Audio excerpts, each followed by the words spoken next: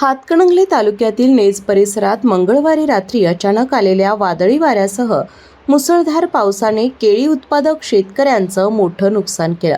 काही मिनिटातच वाऱ्याचा वेग प्रचंड वाढल्यानं उभी असलेली केळीची बाग अक्षरशः भुईसपाट झाली. या नैसर्गिक आपत्तीमुळे शेतकऱ्यांच्या हातातोंडाशी आलेलं पीक नष्ट झाल्याने परिसरात हळहळ व्यक्त होते. नेज येथील शेतकरी आप्पासाहेब भाऊ पाटील यांची सुमारे 49 गुंठे क्षेत्रातील केळीची बाग वादळी वाऱ्यामुळे पूर्णपणे उन्मळून पडली आहे. तसेच महावीर तातोबा कांबळे यांची 41 गुंठे केळी बाग ही या वादळाच्या तडाख्यात सापडली असून झाडे जमिनीवर आडवी पडली आहेत. या पिकांवर कुटुंबाचा उदरनिर्वाह अवलंबून असल्यानं नुकसानीमुळे शेतकऱ्यांपुढे आर्थिक संकटे उभी राहिली आहेत. घटनेची माहिती मिळताच कृषी सहाय्यक रेश्मा कांबळे यांनी नुकसानग्रस्त केळी बागांना भेट देऊन प्रत्यक्ष पाहणी केली.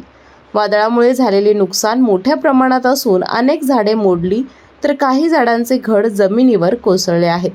परिणामी उत्पादनात मोठी घट झाली आहे. प्रशासनाने त्वरित दखल घेऊन पंचनामे पूर्ण करावेत आणि शेतकऱ्यांना आर्थिक मदत जाहीर करावी अशी अपेक्षा व्यक्त होतीये. जनप्रवास लाईव्हसाठी कुंभोजहून विनोद शिंगे.